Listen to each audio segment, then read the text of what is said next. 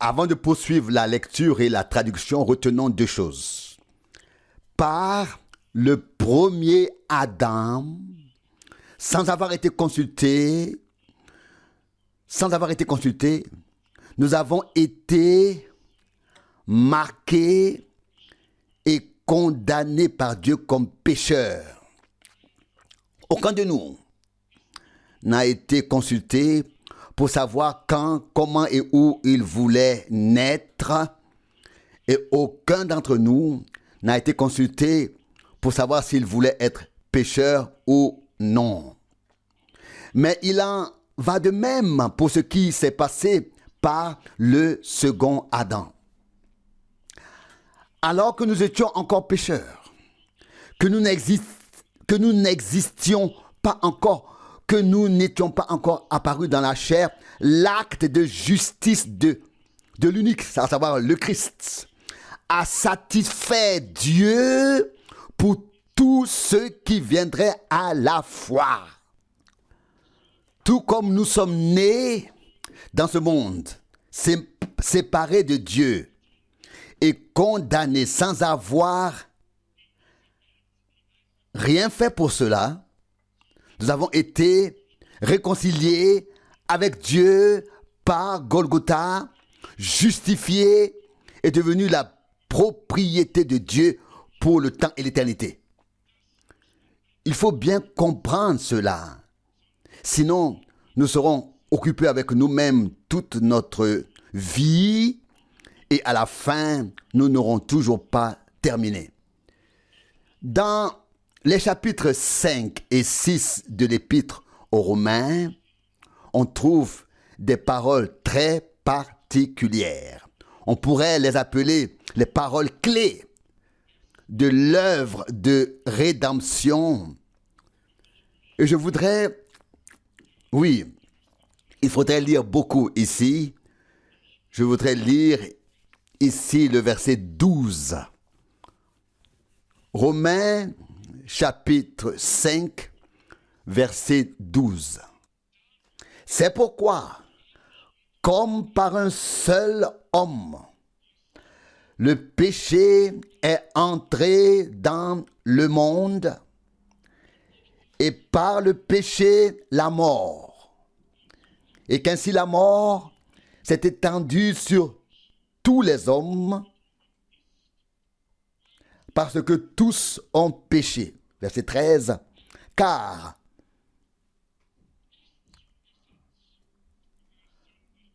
avant la loi, le péché était dans le monde. Mais le péché n'est pas imputé quand il n'y a pas de loi. Verset 14. Cependant, la mort a malgré tout exercé son règne sans restriction depuis Adam jusqu'à Moïse, même sur ceux qui n'avaient pas péché de la même manière qu'Adam, qui est le modèle du futur Adam. Verset 15. Cependant, le don de la grâce de Jésus, frère Franck ici dit Jésus, note du traducteur, n'est pas comme la transgression, car si la transgression d'un seul a entraîné la mort de tous, la grâce de Dieu et le don de la grâce d'un seul homme, Jésus-Christ, se sont manifestés d'autant plus abondamment à tous. Verset 16. De même, l'effet du don n'est pas le même que celui d'un seul pécheur. Car là, le jugement est devenu un jugement de condamnation à cause d'un seul pécheur. Tandis qu'ici, le don de la grâce est devenu un jugement de justification à cause de cet transgression. Verset 17. Car si à la suite de la transgression de l'un, la mort a exercé son pouvoir sans limite par la faute de ceux seuls, ceux qui reçoivent l'abondance exubérante de la grâce et du don de la justice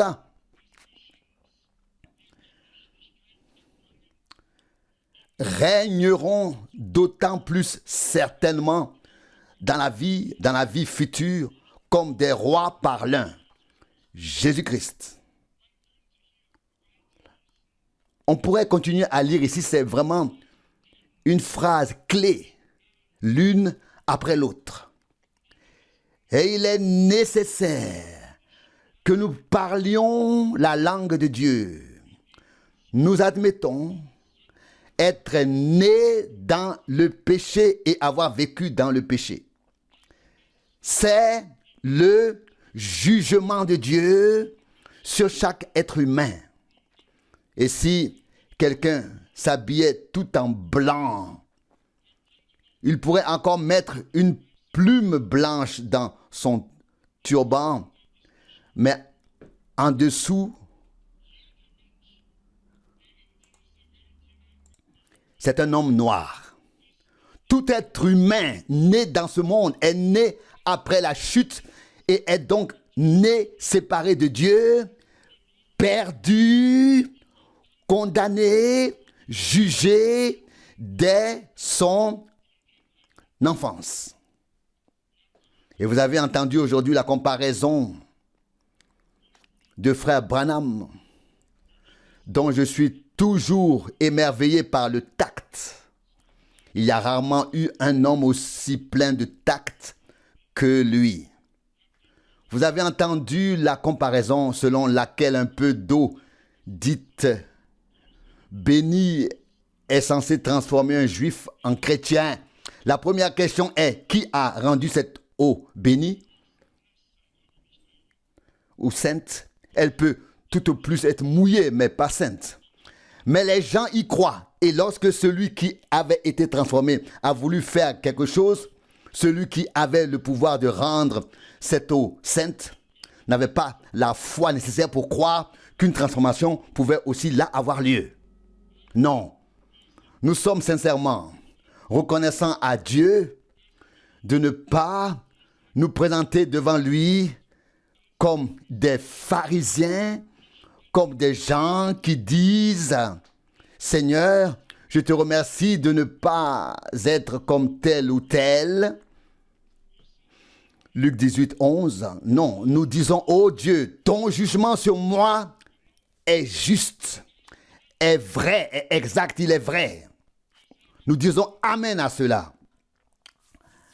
Mais quand il est écrit, comme le jugement de condamnation est venu sur tous par l'un, et qu'il est écrit ensuite par l'acte de justice d'un seul, la justification est venue pour tous ceux qui croient. Alors nous disons aussi de tout notre cœur, Amen, du fond du cœur. Et alors nous reconnaissons que le premier état a été aboli par Dieu et que le second a été établi comme valide. Par conséquent, aux yeux de Dieu, nous ne sommes pas des pécheurs éloignés de Dieu, mais des enfants réconciliés avec Dieu. Je lis encore Romains 5, maintenant le verset 18. Et ici il est écrit « Ainsi comme par une seule transgression, la condamnation a atteint tous les hommes, de même par un seul acte de justice, la justification qui donne la vie s'étend à tous les hommes. » Oui, je ne sais pas si 2 amens suffisent. Je ne le sais vraiment pas. Ça, c'est l'évangile. C'est le cœur, le noyau du message divin. Il n'y a ici aucun homme portant une fonction qui trempe ses mains dans de l'encens ou autre chose et qui agite un pinceau. Et si la parole de Dieu est proclamée avec sincérité, véracité, et heureux celui qui peut y croire. Et celui qui croit entre dans la paix de Dieu, le repos de Dieu.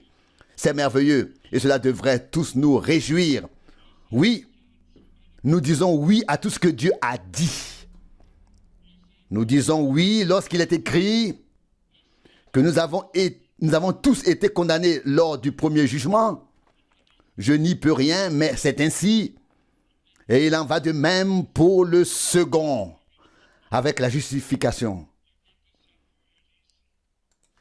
Vous pouvez le lire à l'avance, il est écrit dans le même chapitre au verset 5, que Dieu a déjà manifesté son amour, prouvé son amour à notre égard, pour nous alors que nous étions encore ses ennemis, et nous a déjà réconciliés avec lui-même. Romains 5, verset 8. Il ne tient qu'à toi de l'accepter ou de le refuser. De dire oui ou non, de rester tel que tu es, ou de devenir ce que Dieu a prévu pour toi. Et Dieu ne prendra cette décision personnellement à la place d'aucun être humain. Nous devons la prendre, et cela sous l'écoute de la parole de Dieu.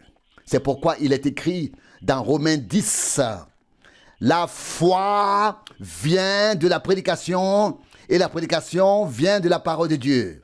Romains 10, 17. Lorsque la parole est prêchée et crue, Dieu alors agit, et ce que Dieu a établi comme valide s'applique.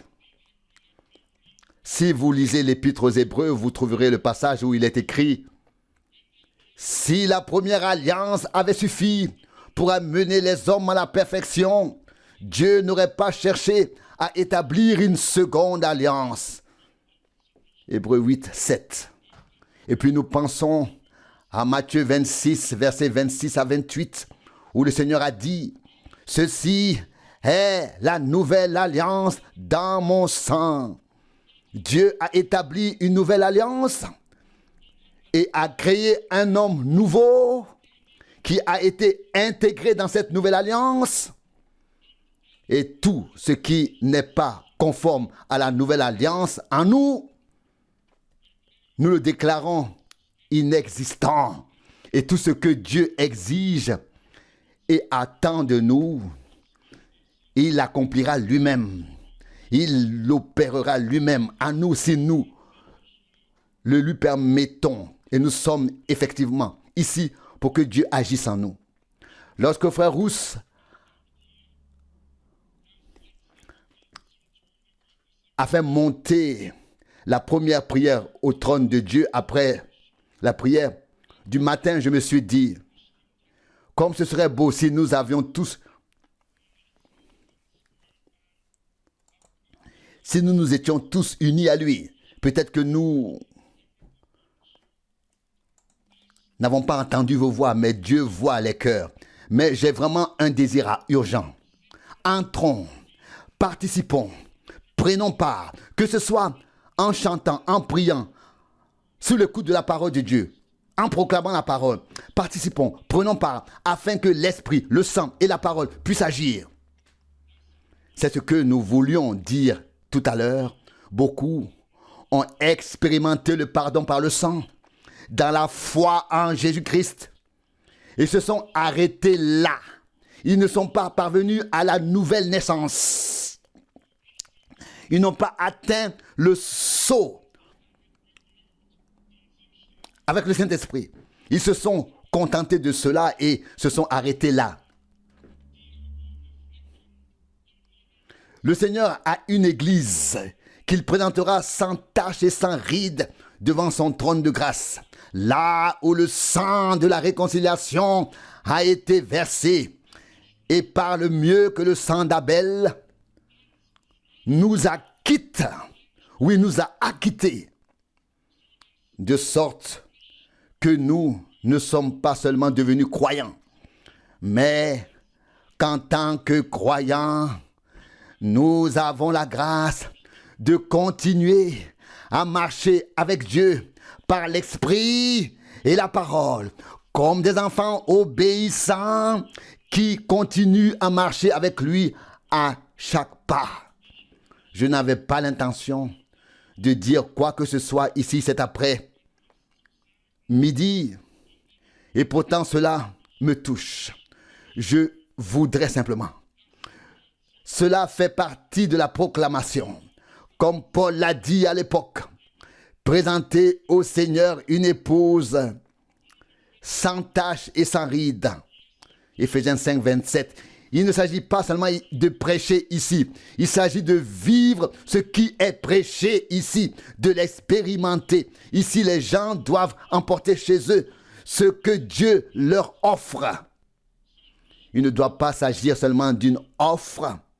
Il faut passer à la chose elle-même, à l'expérimentation et à l'expérience. Et je pense que le Seigneur nous fera prendre conscience de l'urgence. Ce n'est que lorsque nous pourrons dire, comme le prophète Ésaïe, quelle horreur que de percevoir une prophétie. Le lit dans lequel on veut s'étendre est trop court. La couverture dans laquelle on veut s'envelopper n'est pas assez grande. Ésaïe 28, verset 20, vous connaissez tous cette parole. Vous connaissez tous cette parole. Nous devons constater que cela ne suffit pas, que nous avons besoin de plus. Et alors Dieu peut aussi donner davantage.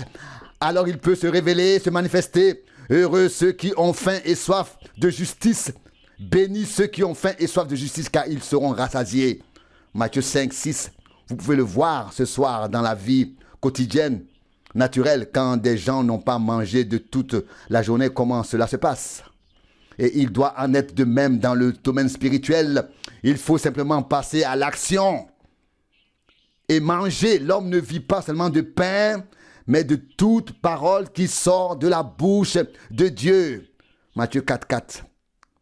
Et je pense qu'à notre époque, dans nos jours, beaucoup de paroles de Dieu sont sorties de la bouche de Dieu. Je l'ai déjà dit 2 fois, il n'y a ici ni prophète ni apôtre pour nous servir, mais nous avons la parole des prophètes et la parole des apôtres. Nous avons reçu l'Ancien et le Nouveau Testament par révélation divine. Pour nous, ce n'est vraiment pas un livre que l'on lit comme n'importe quel autre livre et sur lequel on réfléchit ensuite, mais c'est Dieu qui nous parle ici. Et comme Paul l'a dit à l'époque, nous pouvons le dire aujourd'hui. Vous avez reçu la parole que nous vous avons prêchée, non comme une parole d'homme, mais comme la parole de Dieu, ce qu'elle est en réalité. 1 Thessaloniciens 2, 13. Et ainsi que la parole du Seigneur nous soit adressée de cette manière. Et il serait bon que nous l'écoutions avec crainte et respect et recueillement, que nous soyons ouverts intérieurement, que nous la suivions et que nous réagissions en conséquence, afin que Dieu, par sa parole et par son esprit, puisse accomplir et réaliser ce qu'il a prévu dans la foule rachetée par le sang. Combien d'entre vous souhaitent vivre Dieu, expérimenter Dieu? Amen, amen, amen. Oui. Combien d'entre vous croient que cela est possible? Oui. Oui, cela ne dépend pas de Dieu. Oh, puisses-tu croire, tu verras des miracles. Jean 11, 40. Qu'a fait le Seigneur en premier après sa résurrection? Quand il s'est adressé aux 11 disciples, il les réprimanda pour leur incrédulité. Marc 16 et 14, le Seigneur était consterné de trouver une telle incrédulité chez les siens. Auparavant, il leur avait dit, ceux qui croient, ces miracles accompagneront ceux qui auront cru. Marc 16 et 17. Et après la résurrection, il constate le désastre de l'incrédulité parmi les siens et il dit, et il est écrit, il les réprimanda pour leur incrédulité et leur dureté de cœur. Marc 16, 14. Je veux vous dire ceci, ces deux choses vont de pair. Partout où la dureté de cœur se manifeste, l'incrédulité n'est pas loin. Mais là où il y a de la douceur, de l'amour, de la grâce et de la compassion, il y a la foi comme le dit l'Écriture.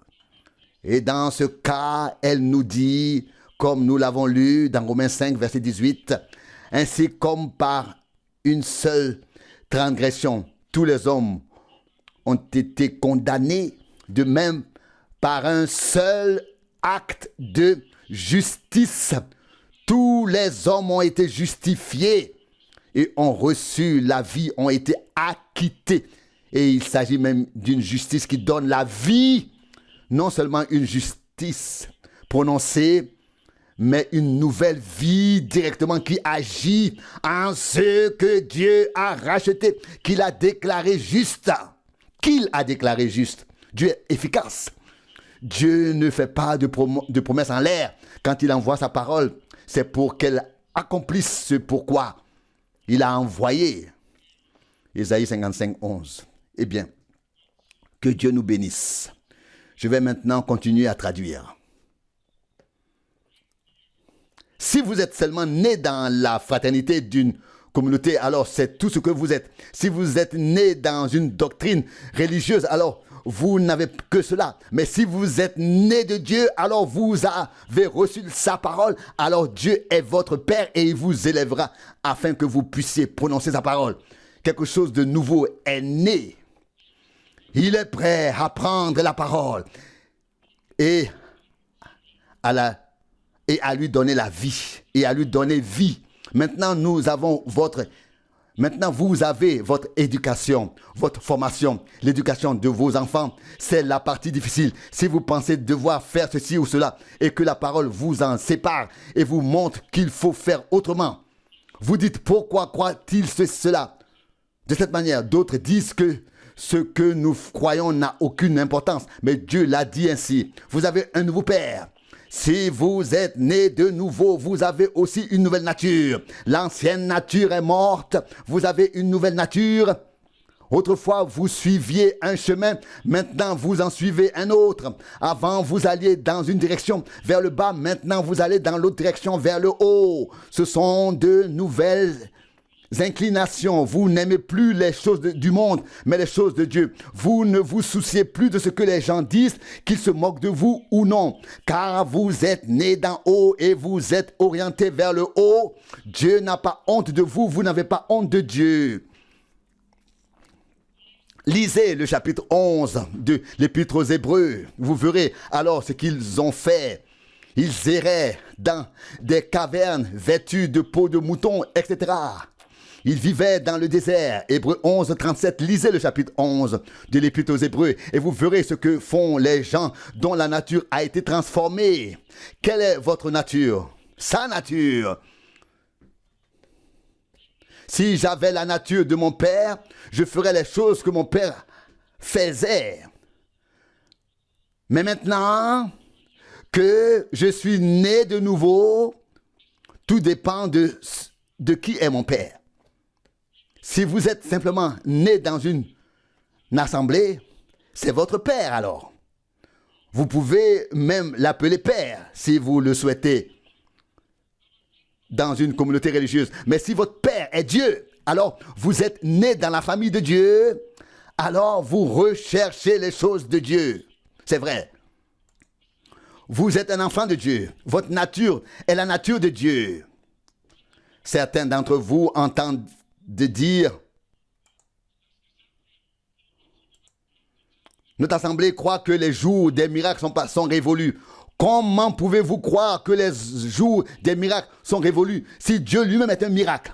Si, en résumé, il est un miracle lui-même, si sa nature est un miracle, si ses actions sont un miracle, si tout son être, toute sa nature est un miracle, comment pourriez-vous être autre chose que aussi un miracle? Votre nouvelle nature est un miracle. Votre nouvelle vie est un miracle. Votre être, votre nature est un miracle. Vous ne pouvez plus regarder en arrière vers la nature morte, car tout est devenu nouveau. Une nouvelle créature, une nouvelle création, c'est vrai. Vous connaissez mon histoire.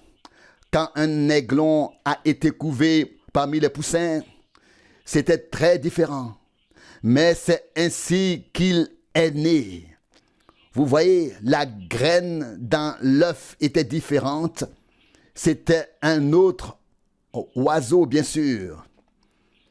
Il avait l'air différent, il agissait bizarrement, pas comme les autres, mais il agissait tout naturellement, selon sa nature. Il n'y pouvait rien. C'était un aigle, sa nature était celle d'un aigle. Il ne pouvait être autre chose qu'un aigle. Vous voyez, il en va de même avec ces dénominations. Il y a aussi des aigles, mais ils sont encore dans la boue et dans les choses de ce monde. C'est notre tâche d'aller les chercher et les faire sortir. Un jour, la mère aigle est venue en volant. Pensez-vous que la poule pouvait retenir ce petit? Viens ici, mon chéri, reste ici, et ainsi de suite. Non. Ses inclinations étaient tournées vers le haut, ses penchants. Et il s'envola plus de dénomination. Plus de dénomination pour lui. On ne pouvait pas le retenir. Un homme qui est né de Dieu, vous ne pouvez pas le rappeler à la dépravation du péché. Il est né de nouveau. Il est nouveau. Il a la nature d'un aigle. Il doit s'élever vers le céleste. Il doit aller là où se trouve sa mère et son père. Oh, aujourd'hui, le prêtre dit, venez, rejoignez notre communauté religieuse. C'est du fanatisme. Mais le jeune aigle entend l'appel de sa mère. Peut-être que la mère a dit, Jésus-Christ, le même hier, aujourd'hui et éternellement. Hébreux 13, 8. Et la poule dit, ah, les jours des miracles sont révolus. Clou, clou, clou. Les jours des miracles sont révolus. Ainsi de suite. Vous ne pouviez plus le retenir. Je l'entends dire, maman, comment puis-je monter là-haut? Bas simplement des ailes, ça ira. Tu es un aigle. Marche dans la foi. Comment cela va-t-il se passer? Comment cela va-t-il se passer, maman? Marche selon cela se fera. Regardez les premiers mouvements. Il est monté sur un poteau de clôture, mais ensuite il s'est envolé. Nouvelle nature, nouvelle création. La nature de votre Père. Et vous croyez et aimez chaque parole qu'il a dite. Chaque parole humaine est un mensonge si elle contredit cette parole. La Bible a raison, peu importe ce que dit une communauté religieuse. La Bible a raison pour vous. Si la communauté religieuse est votre père, vous croyez en la communauté religieuse comme père. Si c'est Dieu, vous croyez Dieu. Vous avez soit cette nature, soit celle-là.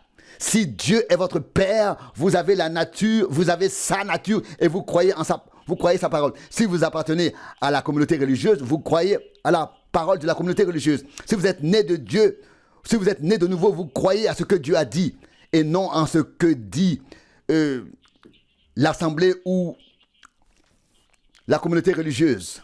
Cela me rappelle une histoire qui s'est déroulée en Géorgie. Il y avait là un canard parmi les poussins. Et ce canard était également une chose étrange parmi les poussins. Il avait même un bec bizarre, mais ce bec avait un but précis. Il en va parfois de même avec les chrétiens, pour les chrétiens qui semblent un peu fanatiques aux yeux des autres, mais cela a un but précis. Il avait l'air différent et bizarre parce qu'il était parmi les poussins, voire parmi les dindes. Eux aussi avaient leur particularité et aimaient d'autres choses, mais le canard était différent. Un jour, la vieille poule est allée derrière la maison avec ses petits. Mais ce petit canard parlait une langue complètement différente, avait des besoins complètement différents. Il venait d'un œuf complètement différent. Et je pense que beaucoup d'entre vous peuvent dire, nous venions de différentes communautés religieuses, mais ils étaient authentiques, ils étaient nés de cette manière, sortis. Vous voyez, les autres ne comprennent pas cela. Ils n'y croient pas vraiment. J'utilise ces exemples pour vous montrer cela. Un jour, il est allé derrière l'étable et il y avait de l'eau qui coulait. Il y avait un petit ruisseau et au début, le petit a suivi la poule, mais il n'était pas satisfait de ce qu'il mangeait là-bas et de ce qu'il faisait. Et après un certain temps, il a senti l'odeur de l'eau et s'est demandé d'où cela venait. Oh, cette petite brise venue du ciel, quand elle arrive, oh, remarquez, comme c'est rafraîchissant. Alors, la prédication vous interpellera. Elle vous touchera. Il y aura un sens pour vous. Vous direz, oh, soleil céleste. Il pensait que quelque chose était différent. Voyez-vous, le rafraîchissement, cette bouffée d'air frais correspondait à la nature que nous avions déjà. Eh bien, je sais qu'il y avait quelque chose auquel j'appartenais, pas au credo. Vous voyez ce que je veux dire. Nous avons senti l'eau et cela nous a attirés vers elle. Tout comme le canard est attiré par l'eau, le croyant et Dieu sont attirés l'un vers l'autre car ils appartiennent l'un à l'autre. Et puis, le vent s'est mis à souffler comme le puissant grondement du ciel à l'époque. Et le petit n'a plus pu résister. Il s'est dandiné aussi vite qu'il a pu vers l'eau. Et vous savez, la poule lui a gloussé après. Mais cela n'a servi à rien. Et la poule a peut-être dit, espèce de fanatique, reviens donc. Il n'écoutait pas du tout. Il avait senti l'eau. Il allait vers l'eau, il était en chemin vers elle. Oh, c'est une source remplie du sang qui a coulé des blessures, des meurtrissures de Jésus. Celui qui se plonge dans ce flot sera débarrassé de toutes ses tâches. Un vrai chrétien ne veut rien avoir à faire avec le monde. Il ne veut pas vivre ici, errant et vagabondant, sans savoir où il se trouve. Aujourd'hui, ils sont méthodistes, demain baptistes, presbytériens, pentecôtistes, ceci ou cela. Oh frère, un vrai chrétien veut avoir le rafraîchissement de l'esprit, le rafraîchissement de la vie qui vient de Dieu. Quelque chose qui fait de lui une nouvelle créature. Vous voyagez sur des routes enneigées et verglacées, etc. Vous venez ici. Aimez-vous toujours les choses de ce monde? Alors vous êtes trompé. Alors votre sacrifice n'a pas encore été accepté. Votre nature n'a pas encore été transformée. Savez-vous maintenant ce que signifie être né de nouveau? Votre nature est transformée. Vous devenez une nouvelle création. Vous devez d'abord mourir, puis naître de nouveau. Je sais que je devrais conclure. Donnez-moi encore un peu de temps. Si vous aimez toujours le monde et prétendez être né de nouveau, vous avez peut-être pleuré, vous avez peut-être ressenti ceci ou cela. Bien sûr, on pleure. Qui ne pleure jamais? Et vous pouvez dire, frère Branham, j'ai parlé en langue. C'est bien, c'est bon. Et je regarde maintenant une femme à qui une vision m'a été montrée. Elle a fait un rêve et j'ai pu le lui dire. Et puis j'ai dû aller voir la femme d'un prédicateur pentecôtiste et lui dire, tu n'as pas le Saint-Esprit, ma sœur. Mais ensuite, elle l'a reçu. Vous voyez, c'est différent. Ce n'est pas parler en langue, ce n'est pas danser dans l'esprit. Aucune de ces choses ne peut le remplacer. C'est une mort et une naissance, une nature transformée, une existence transformée. Les anciennes choses sont mortes. Tout est devenu nouveau. Le monde est mort et Dieu a tout renouvelé. Dieu est votre vie et le monde est mort pour vous. Avez-vous compris cela? Écoutez, Maintenant, je dois couper un peu, raccourcir un peu pour dégager les broussailles, les hommes et les femmes qui ne veulent pas suivre la parole de Dieu et son enseignement, bien qu'ils prétendent être nés de nouveau, quelque chose ne va pas. Quelque chose est faux. Maintenant, j'aimerais m'adresser un instant aux femmes. Si une femme sait que la parole de Dieu condamne les cheveux courts, le port de pantalons longs ou courts, etc., et que vous n'avez pas assez de bon sens pour laisser pousser vos cheveux et vous habiller comme une chrétienne, alors vous êtes trompé. Je me moque de ce que vous avez vécu ou expérimenté, que vous ayez parlé en langue ou dansé dans l'esprit, au point que tout le bâtiment en ait été secoué. Cela ne signifie rien. Cela montre simplement que l'amour du monde est en vous, ce qui est condamné par Dieu. Et la Bible dit que la femme doit avoir les cheveux longs, car c'est ce que nous enseigne la nature. Quand elle a les cheveux longs, c'est un honneur pour elle. 1 Corinthiens 11, 15. Et elle, c'est peut-être raison qu'elle ne doit pas les couper. Si elle les coupe, elle déshonore sa tête, c'est-à-dire son mari. Et si l'homme porte les cheveux longs, il déshonore sa tête qui est le Christ. Que les femmes s'habillent décemment comme des dames. Et puis, alors, manque déjà de... ensuite, elles manquent déjà de décence en général. Et pourtant, elles disent gloire à Dieu, alléluia. J'ai parlé en langue, alléluia, gloire à Dieu. Cela montre que l'esprit qui est en vous est mauvais. Si vous avez la nature de la parole, vous accepterez la parole. Et à tout moment, si vous avez la nature de Dieu, alors vous êtes devenus fils et filles de Dieu. Ses enfants croient en sa parole. Amen. Ses descendants. D'un autre côté, je ne crois pas au baptême au nom de Jésus-Christ, etc. C'est ce que vous dites.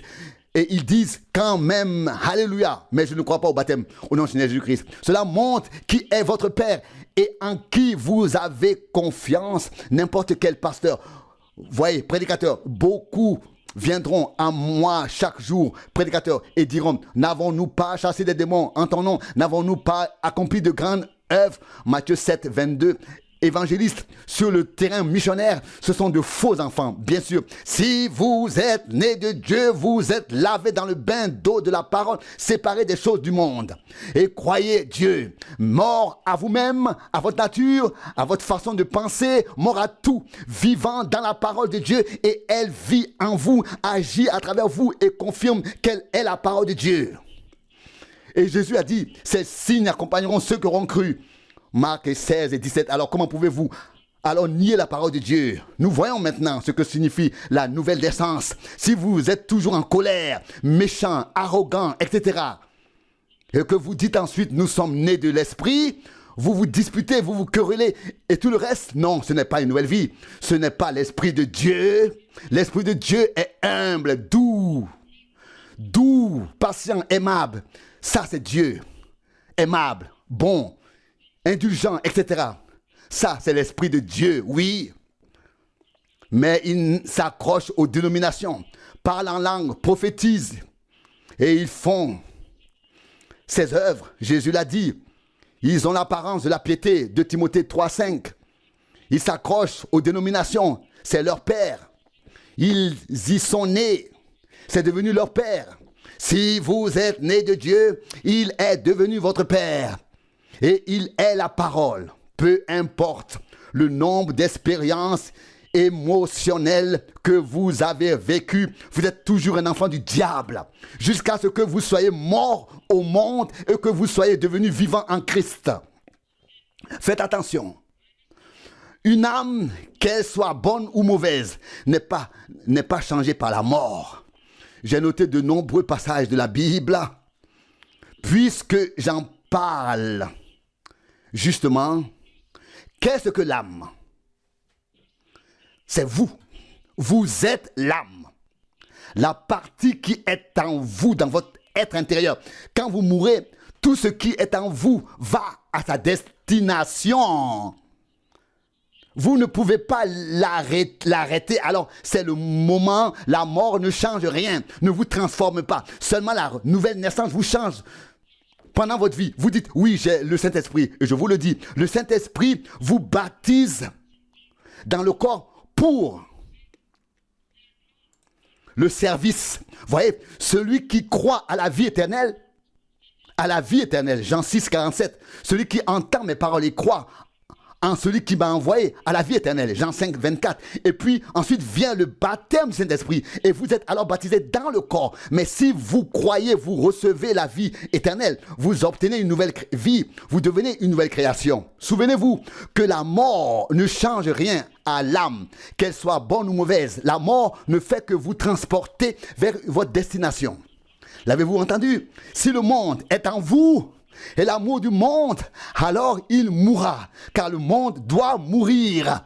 Dieu a condamné le monde, la manière d'être du monde, et il doit mourir. Et si le monde est en vous, vous mourrez avec le monde. On ne peut pas être plus clair que ça. Et si vous êtes né de Dieu maintenant, cela doit retourner à Dieu. Si elle est du monde, elle doit retourner au monde et périr avec lui. Si elle est issue de Dieu, elle retourne à Dieu. Qu'elle soit instruite ou non, cultivée ou non, riche ou pauvre. Si le monde est toujours là, l'âme doit mourir.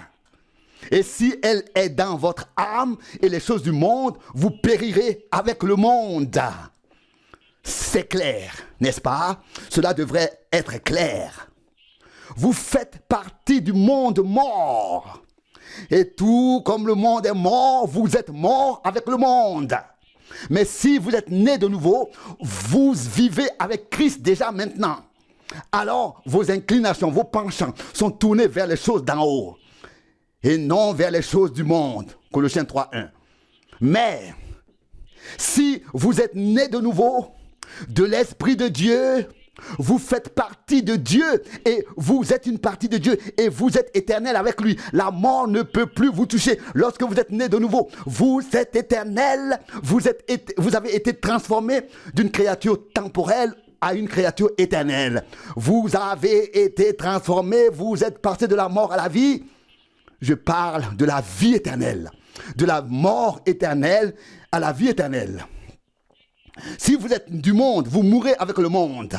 La Bible dit dans l'épître de Jean, si quelqu'un aime le monde, l'amour du Père n'est pas en lui. 1 Jean 2,15. Vous ne pouvez pas aimer à la fois le monde et Jésus en même temps. Jésus a dit, vous ne pouvez pas aimer à la fois Dieu et maman. Matthieu 6, 24. Vous ne pouvez pas aimer à la fois le monde et Dieu. Et celui qui dit qu'il l'aime et qui ne garde pas ses paroles et ne fait pas ce qu'il dit est un menteur et la vérité n'est pas en lui. 1 Jean 2, 4. Ainsi, il est écrit, ô vous membres de la chapelle Branham et vous, bonnes personnes, faisons le point. C'est le nouvel an. Commençons à faire quelque chose, à rejeter les choses du monde, à les mettre dehors. Eh bien, les gens d'aujourd'hui acceptent beaucoup d'esprits. Ils vont là-bas, reçoivent l'esprit qui est dans une assemblée ou bien dans une communauté religieuse. Et même les esprits qui disent, nous sommes l'esprit de Dieu, nous sommes nés de nouveau. Et cela ne correspond pas à la parole de Dieu. Cela n'est pas vrai. Ce sont des esprits qui leur font dire qu'ils sont nés de nouveau. Pouvez-vous imaginer que l'Esprit de Dieu renierait sa propre parole? Pouvez-vous, vous catholiques, dire que vous êtes nés de l'Esprit de Dieu? Puis ensuite accepter les dogmes qui sont en contradiction avec la Bible? Pouvez-vous renier la parole de Dieu et dire que vous avez en vous l'Esprit de Dieu? L'Esprit qui a écrit la parole? L'Esprit qui a écrit la Bible? Pourrait-il la renier? Non, c'est impossible.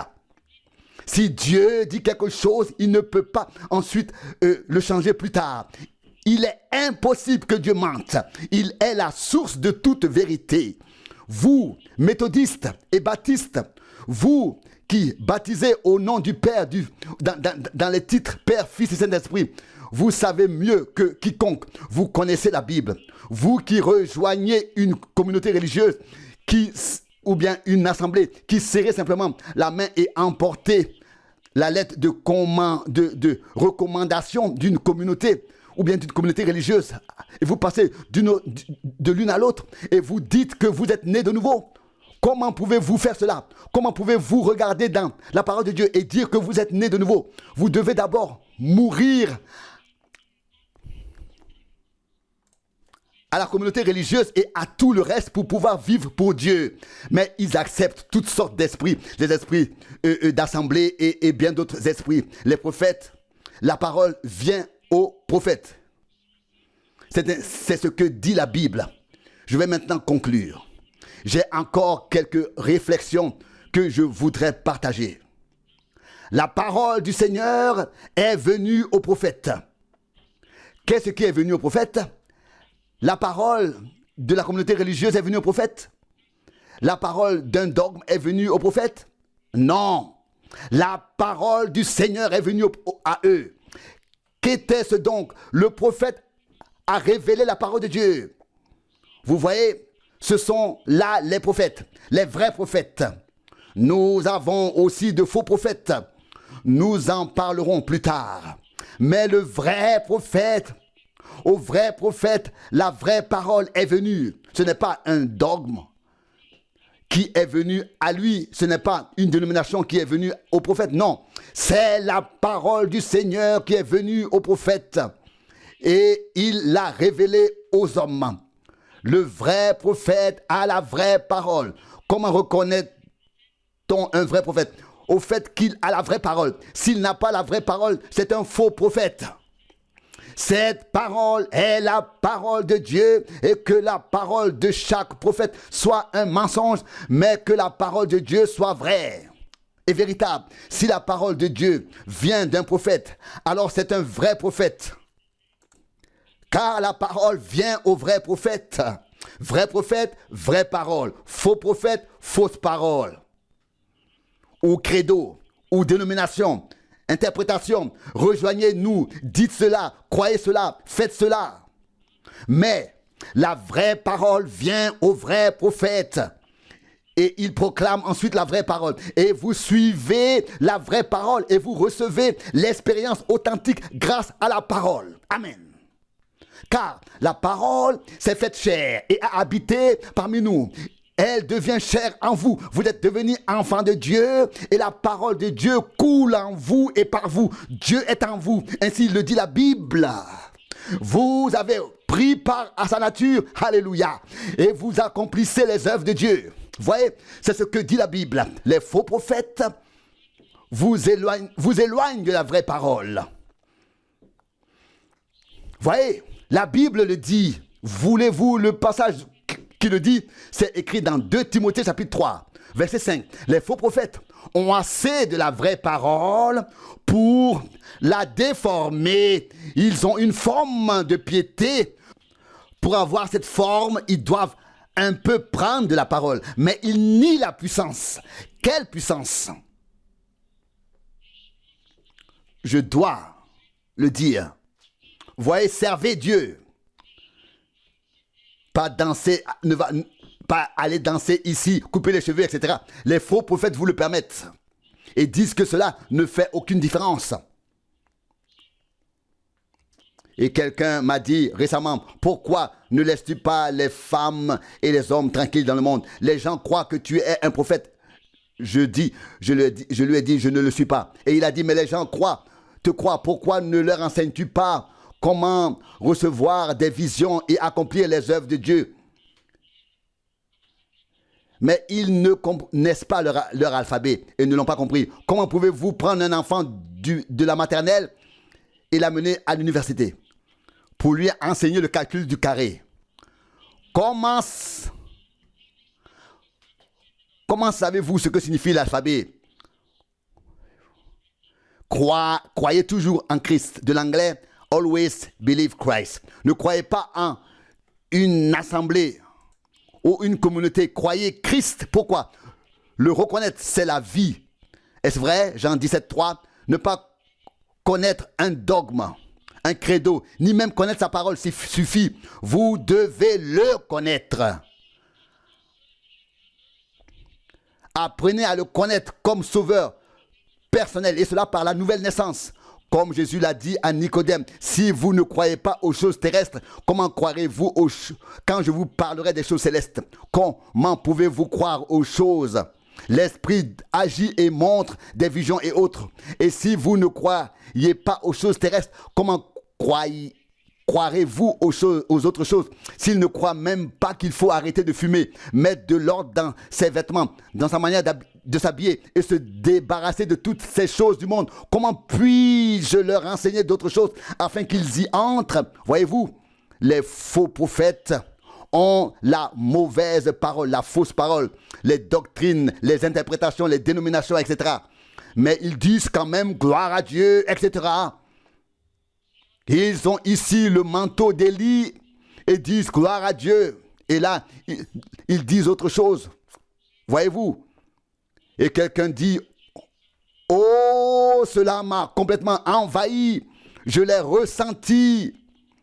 Cela est venu sur moi. Et que faites-vous ensuite après? Comment vivez-vous ensuite après avoir fait cette expérience? Voyez-vous? Comment est-ce que vous vivez après? Ce n'est pas une sensation. La question est de savoir si vous avez reçu le Saint-Esprit. Il faut dire gloire, gloire, gloire jusqu'à ce que l'on commence à parler en langue. Non, cela ne suffit pas. Voyez quelle vie vous menez ensuite. Et quand on vous parle du baptême au nom du Seigneur Jésus-Christ, vous répondez, c'est du fanatisme. Et alors, quoi? Voyez-vous, vous devez être lavé par l'eau de la parole. Alors vous croirez chaque parole telle qu'elle est écrite. La Bible dit que l'écriture ne peut être interprétée de manière arbitraire. La Bible dit ce qu'elle dit. Elle ne permet pas une interprétation particulière, arbitraire. Nous devons croire tel que c'est écrit. Les mêmes résultats en découleront. Les faux enseignants apporteront de faux enseignements et de fausses paroles. Les vrais prophètes apporteront la parole de vraie nouvelle naissance par la parole. Les faux prophètes conduisent à de fausses naissances, à des naissances dans des assemblées, à des naissances dans des dénominations et des doctrines. Vous êtes là, vous ici, les pentecôtistes, vous avez de fausses expériences émotionnelles. Vous pensiez avoir le Saint-Esprit lorsque vous aviez de telles expériences émotionnelles. J'ai entendu des démons parler en langue et des possédés. Vous les connaîtrez à leurs fruits, Matthieu 7, 16. Vous demandez, frère Branham, crois-tu au parler en langue? Oui, je crois tout, même au cri de joie à tout. Mais si la vie n'est pas derrière, alors quoi? Vous voyez, je crois la parole de Dieu. Ne vous contentez pas de dire Alléluia et de partir. Ne vous contentez pas de parler du Christ, mais soyez humble, doux et aimable et bon. Ayez les fruits de l'esprit. Vous voyez, quand on va dans une ville, il faut d'abord être impeccablement coiffé, habillé. Le costume ne doit pas avoir de plis, etc. Ensuite, il faut avoir une certaine somme d'argent avant de pouvoir tenir une réunion. C'est comme ça aujourd'hui dans les dénominations. Vous voyez, c'est faux. Les faux gardent assez du vrai pour en faire une forme de piété devant les gens. Je veux que vous écoutiez maintenant. Fausse conception, vous savez ce que c'est? Une fausse conception. Elle conduit des millions de personnes à une fausse naissance. Les faux enseignants croient en une sensation, en des expériences émotionnelles à cause d'une émotion, une sensation, ils pensaient déjà l'avoir reçue. Certains ont vu une lumière devant eux, ont eu une sensation. Tout cela est peut-être bien, mais cela ne suffit pas, à moins que vous ne l'ayez réellement reçu. Il y en a qui disent qu'ils ont déjà été manifestés en tant que fils de Dieu. Où? Quand? Alors vous dites, alors, gloire à Dieu, j'ai fait un songe, j'ai vu ceci et cela. Je crois au songe. Mais si le songe ne correspond pas à la parole, alors il est faux. Ceci est la vérité. Tout le reste est faux. Des millions de personnes sont conduites vers une fausse naissance. j'avais un article de journal que je voulais apporter dans lequel il était rapporté que le père œcuménique des communautés religieuses orthodoxes grecques avait parlé au pape Jean XXIII et avait dit comment il voulait se réunir en tant que protestant et catholique. Il y a quelqu'un qui a dit « Loué soit Dieu ». Je crois que c'était le frère Norman qui m'a apporté l'article et m'a dit « C'est plus tard que nous le pensons, frère Branham ». Vous voyez, le président et tous les hauts postes de l'État, les postes ministériels sont occupés par eux. Vous voyez, notre nation est sous contrôle catholique. Eh bien, rendez à Christ ce qui appartient à Christ. Par exemple, si vous disiez au porc, tu es un mouton.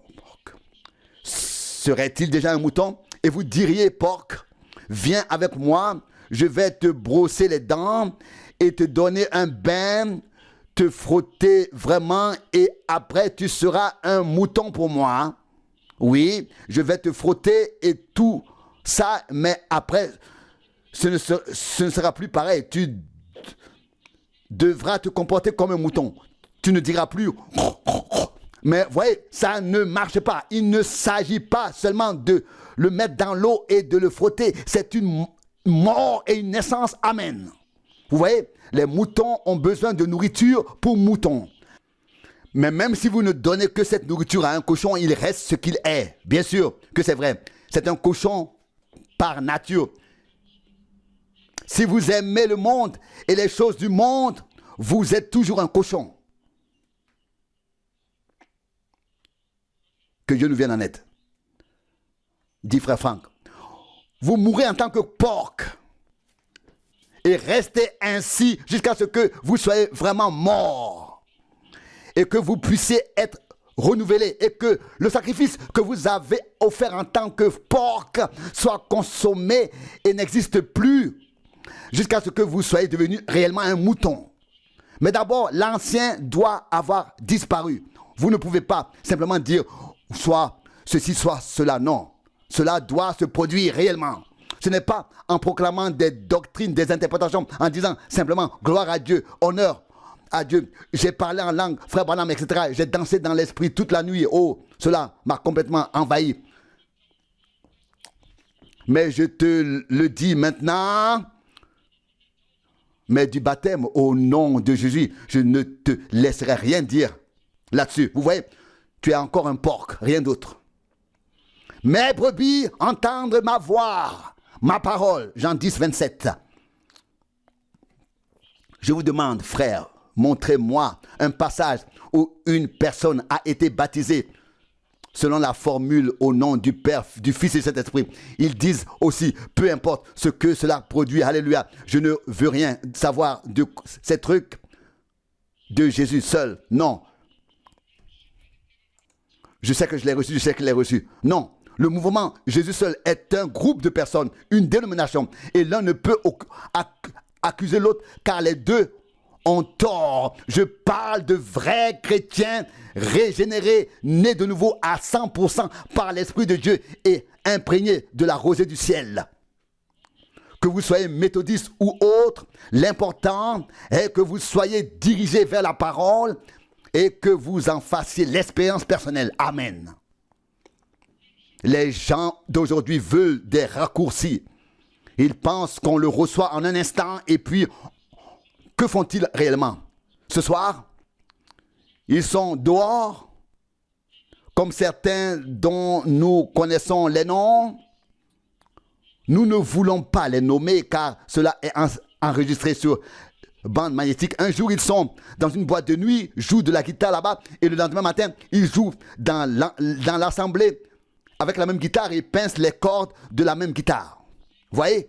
La Bible dit dans le prophète Ésaïe, au chapitre 28, « Toute la table est pleine de vomissements. » Au verset 8. Et il est écrit, « La truie se roule dans la boue après s'être lavé, et le chien retourne à son propre vomi. 2 Pierre 2, 22. Pourquoi reviennent-ils toujours? Parce qu'ils ne sont pas nés de nouveau. S'ils étaient nés de nouveau, ils seraient de nouvelles créatures. Voyez, un vieux corbeau, vous pourriez le peindre d'une belle couleur, comme une colombe, tout blanc, par exemple. Oui, mais le corbeau resterait un corbeau, tout comme un boussard, un oiseau de proie, tout comme avant. Il se jette sur des choses mortes. Vous savez, une colombe n'a même pas besoin de prendre un bain. Oh, alléluia! Une colombe est faite ainsi. Elle a de l'huile en elle qui sort de l'intérieur et imprègne ses plumes et les nettoie. Cela vient de l'intérieur. Oh, la buse peut dire, oui, j'en ai aussi. Non, pas comme ça. Non. Et pas non plus un peu d'eau bénite aspergée ici ou là. Non. Une naissance doit avoir lieu. Oh, certains disent, loué soit Dieu, je vais à l'assemblée tout comme toi, alléluia, ainsi de suite. Non, ça ne marche pas ainsi. La colombe a de l'huile en elle. Et il n'y a pas d'autre oiseau qui soit conçu comme elle. Elle se purifie de l'intérieur. Elle n'a pas besoin de veiller à sa pureté. Elle reste pure. Elle est pure.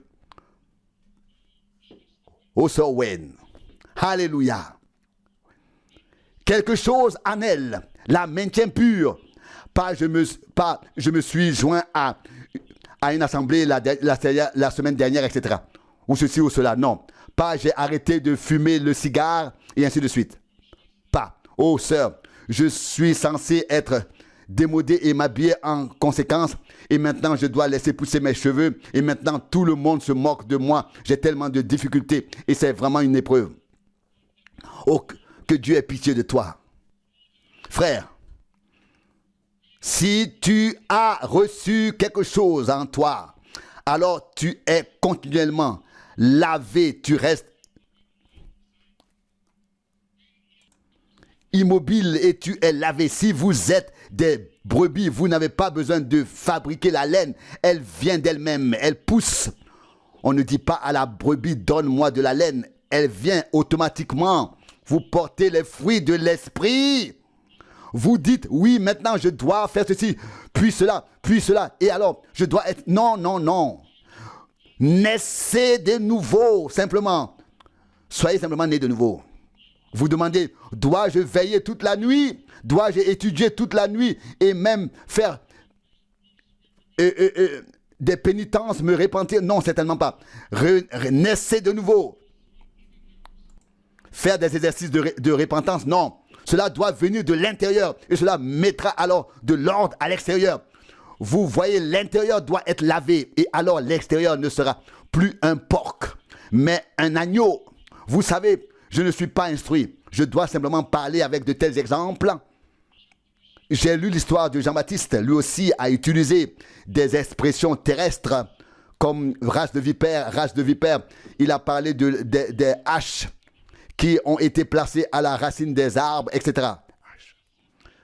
Matthieu 3, 10, il a puisé cela dans la nature à l'époque. C'est ce dont il parlait.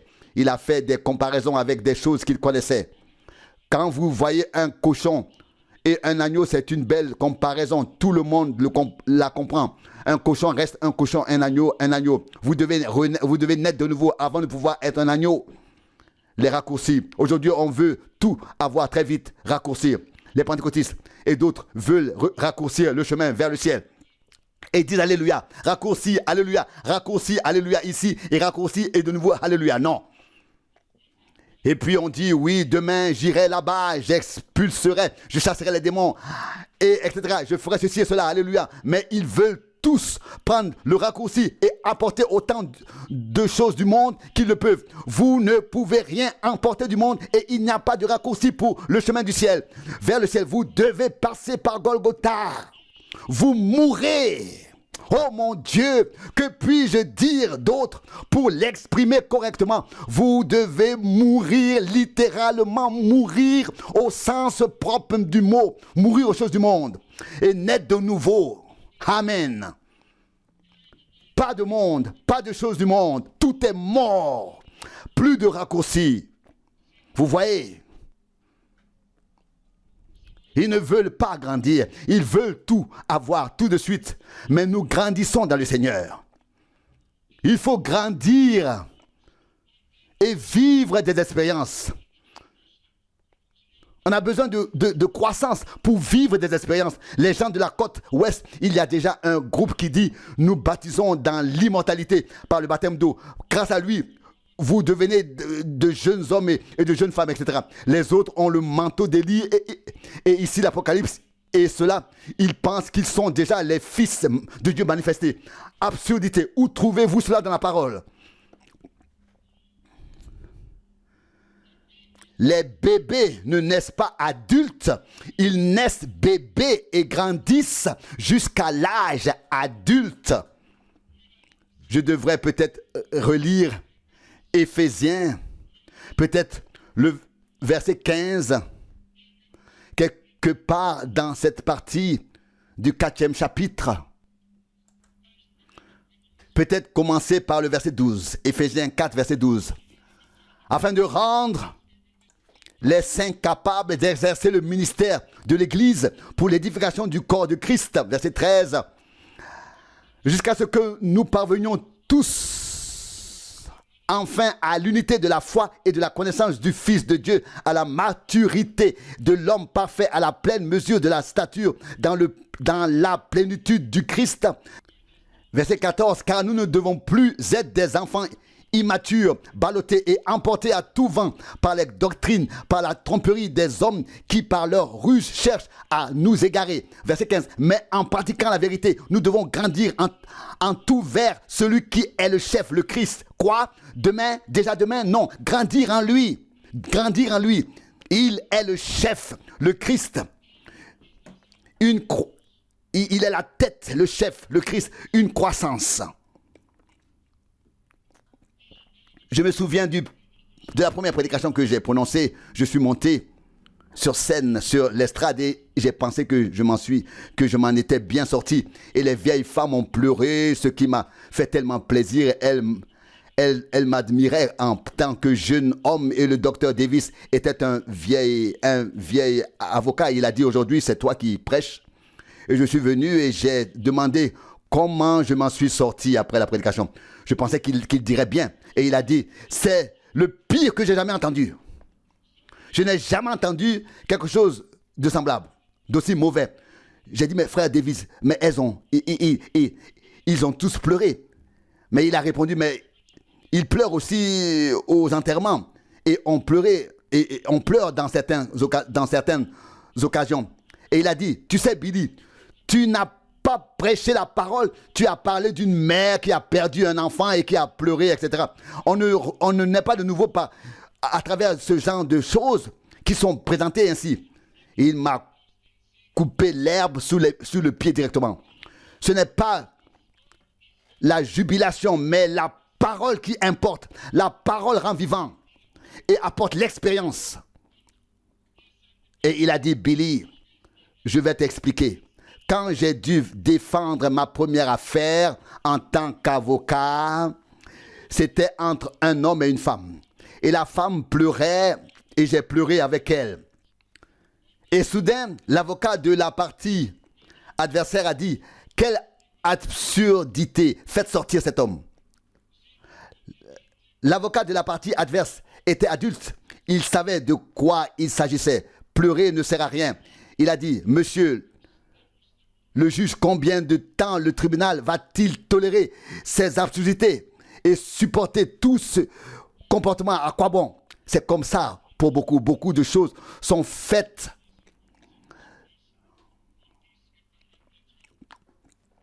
sans avoir suffisamment compris le sens qui se cache derrière. Il n'y a pas assez de paroles pour croître. Devenez adulte. Oh, on dit qu'il dansait dans l'esprit, qu'il va bien. Pas pour moi, pas pour moi. Il doit grandir, il doit faire ses preuves, être mis à l'épreuve au moment opportun. J'ai lu récemment dans l'histoire Est-ce que je prends trop de temps? Tout le monde crie non. Je ne sais pas. Je veux dire, c'était la sœur, là-bas, la sœur Arnold, qui a dit Amen. Et elle m'a raconté quelque chose. Et j'ai aussi lu dans un livre d'histoire des communautés religieuses écrit par un homme de l'époque de Saint-Martin ce que quelqu'un avait vécu. Quelqu'un est venu et a dit, le Seigneur a fait de moi un ancien prophète de l'Ancien Testament. Et il a dit, je vais prophétiser. Et il a dit, ce soir, Dieu descendra et me donnera une robe blanche et je m'assiérai parmi vous. Et alors vous saurez que je suis l'un des prophètes de l'Ancien Testament. Et en effet, à minuit, cela s'est produit et l'homme avait une belle robe blanche. Il est venu et a dit, ne vous l'avez-vous pas dit? Ne vous l'avais-je pas dit? Puis il dit, je suis un prophète de l'Ancien Testament. Mais le vieil évêque ne fut pas d'accord et dit, ce n'est pas conforme à la parole. Les prophètes ne se font pas les prophètes. Ils sont prédestinés et choisis. Et un prophète n'agirait pas ainsi. Les fruits prouvaient déjà qu'il n'était pas un prophète. Il dit, restez ici pendant la nuit, jeûnez et priez et chantez des chants, des cantiques un jour ou plus s'écoula et le vieil évêque pria, Seigneur, qu'en est-il de ce garçon? Cette robe semble extraordinaire. Je n'ai jamais rien vu de tel. Mais il connaissait quelqu'un qui était vraiment un prophète. C'était Martin. Et puis, ils ont dit, tu sais quoi? Selon les Écritures, tu as tort. Mais pourquoi ne vas-tu pas voir Martin, te présenter devant lui et lui dire ce que tu nous as dit? Oh, je ne peux pas y aller. Je ne veux pas me présenter devant Martin. Vous savez, vous voyez, l'or peut être testé. Mais cet homme de Dieu là-bas, il avait la vérité, Martin. C'est pourquoi je demande à quelqu'un de me montrer en quoi le baptême au nom de Jésus-Christ est faux. Montrez-moi s'il peut y avoir une nouvelle naissance sans que vous mouriez et soyez morts au monde. Montrez-moi ces choses. Soumettez-les à l'épreuve de la parole. Voyez, si elle résiste au test, c'est vrai. Ils ont dit non, tu dois y aller. Un groupe d'hommes l'a amené et soudain le vêtement avait disparu. Oh, les pentecôtistes avaleraient ça aujourd'hui si quelqu'un venait ainsi parmi eux. Écoutez, ça avait l'air vrai, mais ce n'était pas conforme à la parole. Martin a dit que Satan, lui, était apparu avec une grande couronne d'or et tout décoré, rangé, rayonnant, etc. Grand, beau, bien coiffé, bien habillé et bien repassé avec des chaussures en or. Et il est venu et a dit, Martin, tu me connais? Eh bien, les gens qui ne voient pas de vision peuvent avoir du mal à comprendre cela. Mais vous voyez, vous savez, même les visions, il y a différents esprits dans les visions. Et la Bible dit que même les élus pourraient être séduits. Matthieu 24, 24. Voyez-vous, les élus sont ceux qui sont prédestinés et qui sont nés dans ce but. Et il s'est approché de l'élu, Martin, et lui a dit, me connais-tu? Je suis Christ. Et il a dit, me reconnaîtras-tu? Martin hésita, c'était étrange. Il a attendu un instant, répéta et dit, ne me vois-tu pas? Je suis Christ, je suis le Christ, ne me reconnais-tu pas? Et il a dit ainsi 3 ou 4 fois.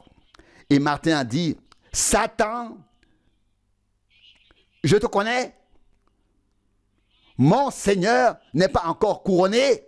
Il sera couronné lorsque les saints seront autour de lui. C'est conforme à la parole. Là, la communauté religieuse romaine a tellement de dogmes, des mauvais esprits sont entrés. Ils ont d'abord dû renier la parole avant de pouvoir accepter les dogmes. Tenez-vous à l'écart de cela. Des esprits se lèveront et séduiront presque tout le monde. C'est ainsi que c'est écrit. Comme Jannes et Jambres s'opposèrent à Moïse, de même ces hommes s'opposeront à la vérité, ayant l'esprit perverti. 2 Timothée 3, 8. Ils feront des miracles, toutes sortes de signes. Tenez-vous à l'écart d'eux. La parole du Seigneur est venue aux prophètes. Et nous croyons les prophètes. Faites attention, il a dit, je te connais Satan. Mon Seigneur n'a pas une figure aussi importante que toi. Mon Seigneur est parti d'ici avec un vieux vêtement et des marques de clous dans les mains. Et il reviendra comme il est monté au ciel. De la même manière, mais l'apparition a disparu. Il entre, fait tous paraître si beaux. Oh, ils ont parlé en langue. Ce sont les meilleures personnes que vous voyez, que vous ayez jamais vues. Regardez, écoutez, faites attention. Ne croyez pas tout. Soyez sur vos gardes. J'espère que ces paroles ne vous ennuient pas. Vous êtes des chrétiens nés de nouveau et vous grandissez à l'image du Christ au cours de votre vie. D'abord un bébé, puis la croissance, puis nous apparaissons à l'âge adulte, à la stature parfaite. Amen. Voilà. Jour après jour, année après année, vous restez les mêmes. Nous nous tournons vers la parole. Si vous demeurez en moi, Jean 15, 7, vous dites, je suis né de nouveau, alléluia. J'ai fait cela et ceci, mais je ne crois pas au baptême au nom de Jésus, etc. etc. Vous voyez, ils sont des gens, ils sont ballottés par tous les vents de doctrine. Mais nous pouvons dire que par grâce, nous sommes nés de l'Esprit. Nous grandissons en Christ par la parole à l'image de Christ, à sa stature. Si vous êtes né prophète, vous restez prophète. Si vous êtes né pour être chrétien, vous restez chrétien. Si vous demeurez en moi et que mes paroles demeurent en vous, écoutez, grandir jusqu'à la stature parfaite de Christ. Pas comme un jeune avocat qui se met à pleurer et à dire des choses qui ne sont pas convenables. Non. Grandir. Éprouvé par les années, etc. Être mis à l'épreuve. Nous sommes fondés sur le Christ, le rocher. Que les dénominations fassent ce qu'elles veulent. Je dis, Seigneur, garde-moi humble. Il nous conduira jusqu'à cette rive, la maturité, l'âge parfait. Vous voyez maintenant la stature parfaite. Vous voyez maintenant comment les choses se présentent réellement. Après la mort, vous ne pouvez plus rien changer. Pas des expériences émotionnelles. Vous avez tous été témoins de tout cela. Vous êtes des centaines et vous voyez ce qui s'est passé. Mais si les gens meurent dans cet état, que se passe-t-il alors? La mort ne change rien à leur nature. Aux chrétiens, pour conclure, laissez-moi vous dire ceci. Tournons-nous vers lui et sa parole avec toute notre sincérité.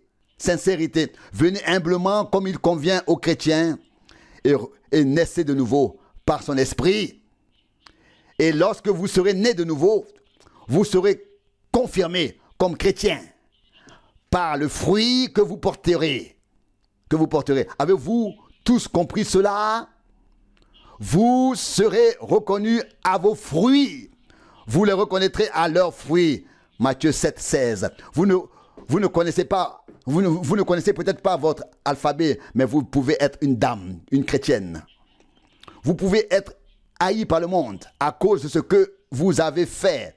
Mais si vous êtes haï à cause de lui, c'est autre chose. Vous n'êtes peut-être pas un théologien. L'aveugle était né aveugle. Jésus l'a guéri. Voyez, il était ainsi depuis sa naissance. Mais Jésus l'a guéri. Il lui a rendu la vue. Et quand il est venu et qu'il a pu voir, les pharisiens l'ont interrogé et lui ont demandé qui a fait cela. Cela ne pouvait pas être nié que quelque chose s'était passé. Cet homme n'était pas un théologien. Il ne pouvait pas argumenter comme le feraient les prédicateurs. Il ne pouvait pas leur expliquer. Et il n'était pas théologien. Mais qu'a-t-il fait? Ils ont dit, rendre gloire à Dieu. Nous sommes les théologiens. Nous savons que cet homme est un pécheur. L'homme ne pouvait pas renier ce qui lui est arrivé, mais il ne pouvait pas non plus résisté à leurs paroles. Mais il a dit une chose. Je ne sais pas ce qu'il est. Je ne sais pas s'il est un pécheur. Mais je sais une chose. J'étais aveugle et maintenant je peux voir. Et vous tous, je ne sais pas s'il est un pécheur. Je ne peux pas le dire, mais je sais une chose. J'étais aveugle et maintenant je vois. Qu'est-ce qui se passe avec vous? Jean 9, 25. Qu'a-t-il fait? Il a été confirmé. C'est vrai. Il a été confirmé. Quelque chose s'est produit. Tout son être, sa nature a été transformé, changé des ténèbres à la lumière, de l'aveuglement à la vue. Un homme né de l'Esprit de Dieu qui avait autrefois la forme de la piété et niait la puissance, etc., a dit, les jours des miracles sont révolus. S'il est né de nouveau, il n'a pas besoin d'être un érudit, mais il croira chaque parole de Dieu.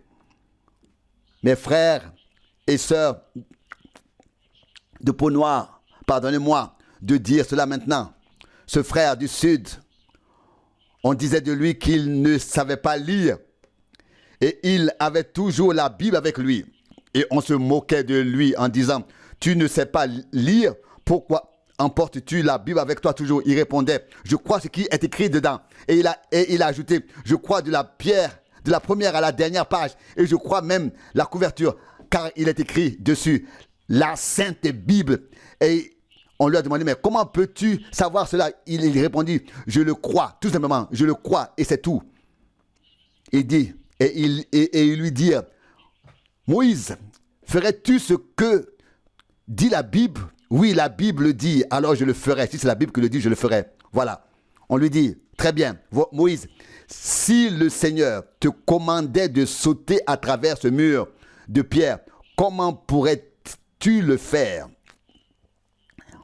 Et il demanda, la Bible dit-elle que Moïse doit sauter à travers ce mur de pierre?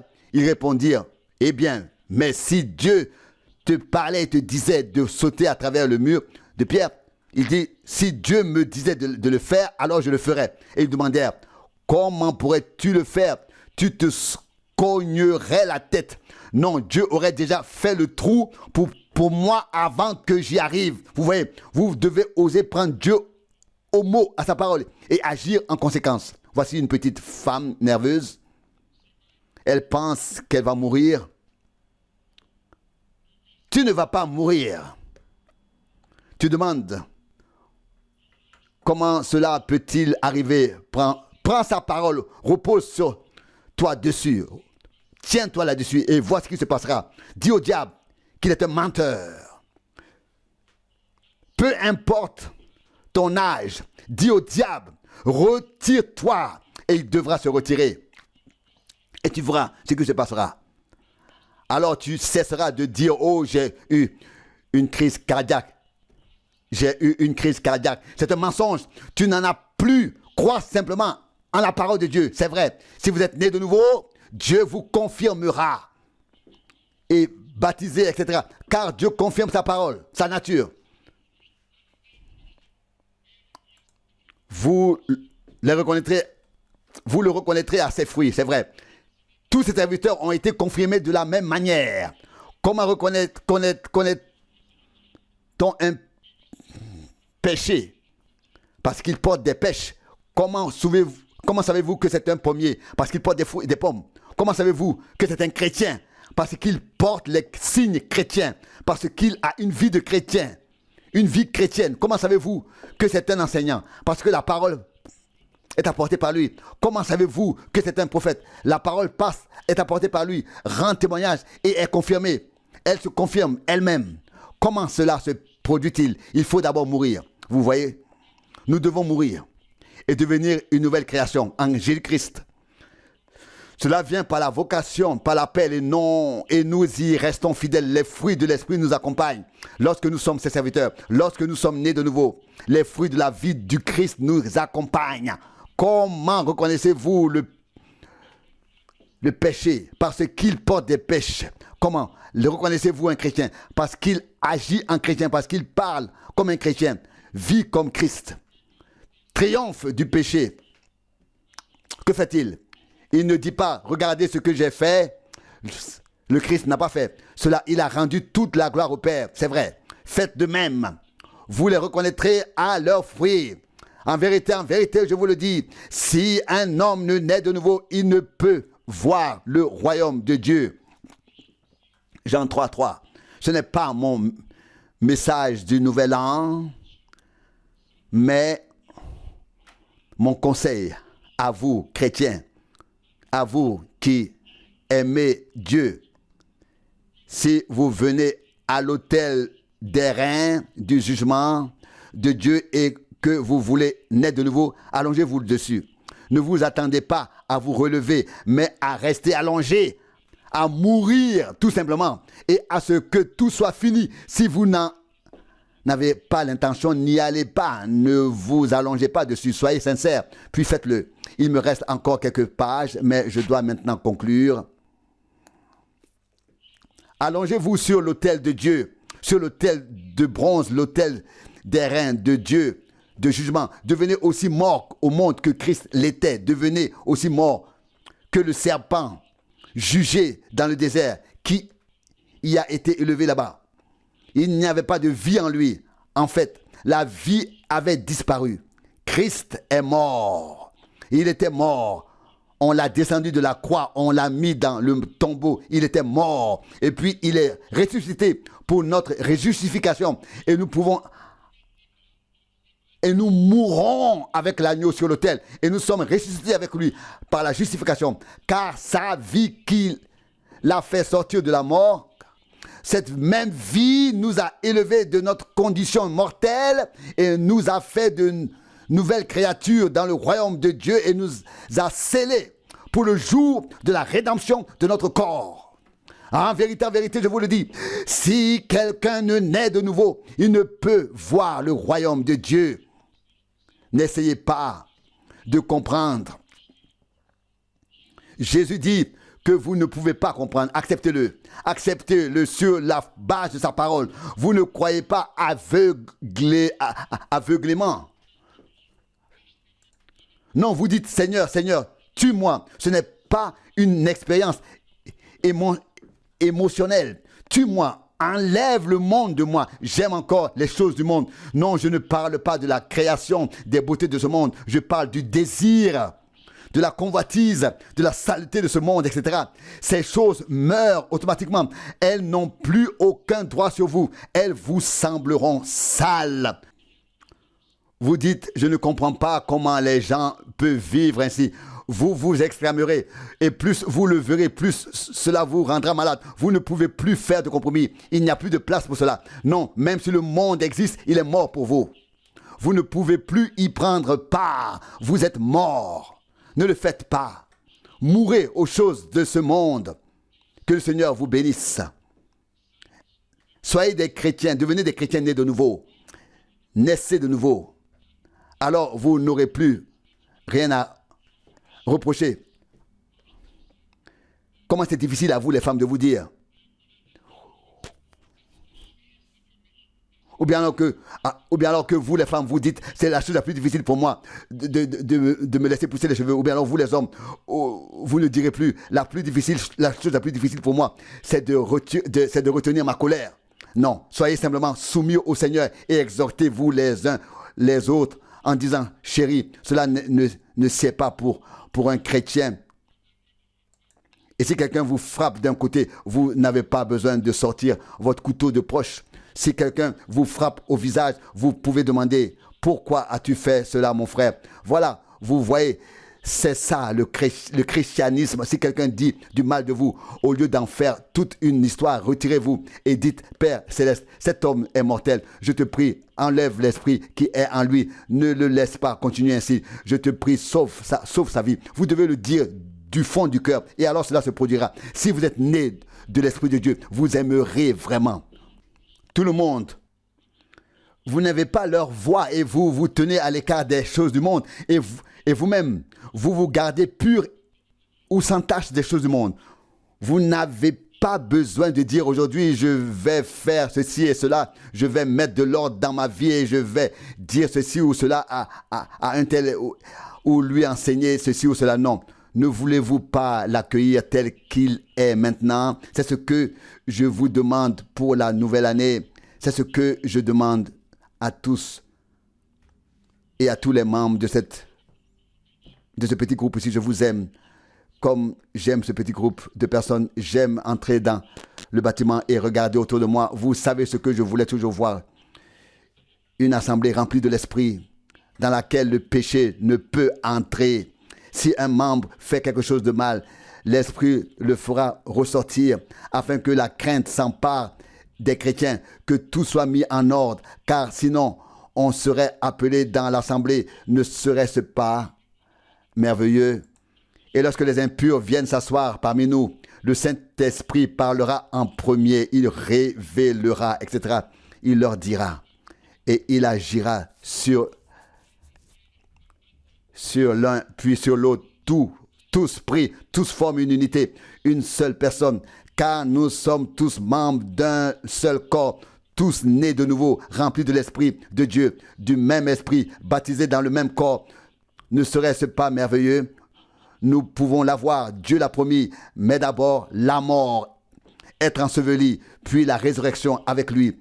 Inclinons maintenant la tête pour prier.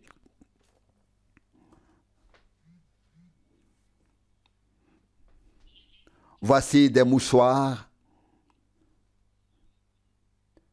Dieu saint, nous reconnaissons, Seigneur, la sainteté alors que nous nous tenons en ce lieu. Nous reconnaissons que nous sommes dans la maison de Dieu.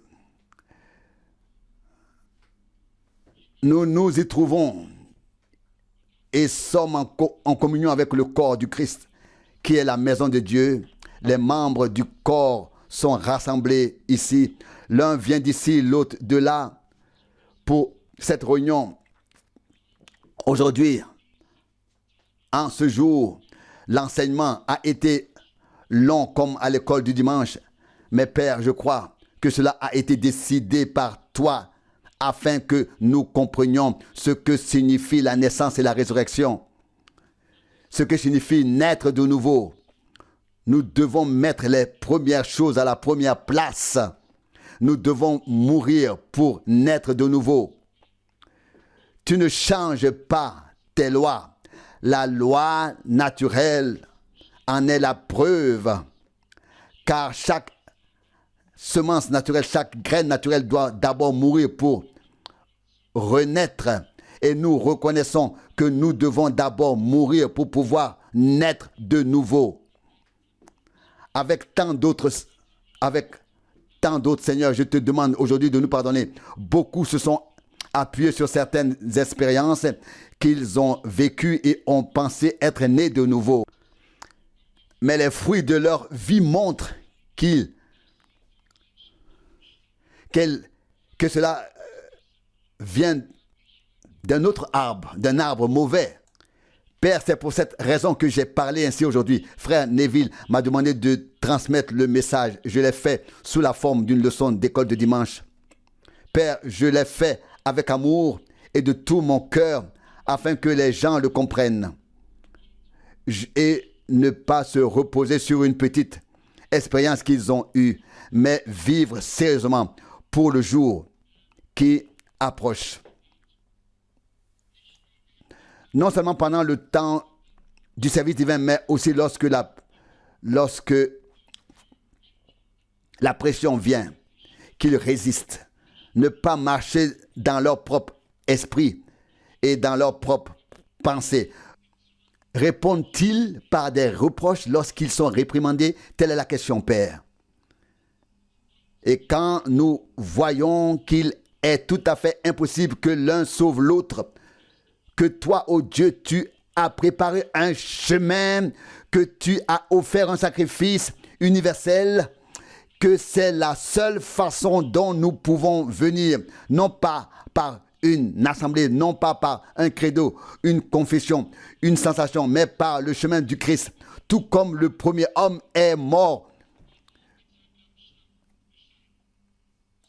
justifié sur l'autel avec son agneau, ainsi chacun doit mourir avec le Christ jusqu'à cette heure avec l'agneau. Le Christ Jésus, alors nous sommes morts avec lui et ressuscités avec lui pour une nouvelle vie, pour marcher en nouveauté de vie. Accorde le Seigneur qu'il ne passe devant aucun cœur. Que cela ne passe pas comme ça devant aucun cœur. Nous voulons y réfléchir aujourd'hui alors que nous revenons ici ce soir à 19h30 pour la réunion.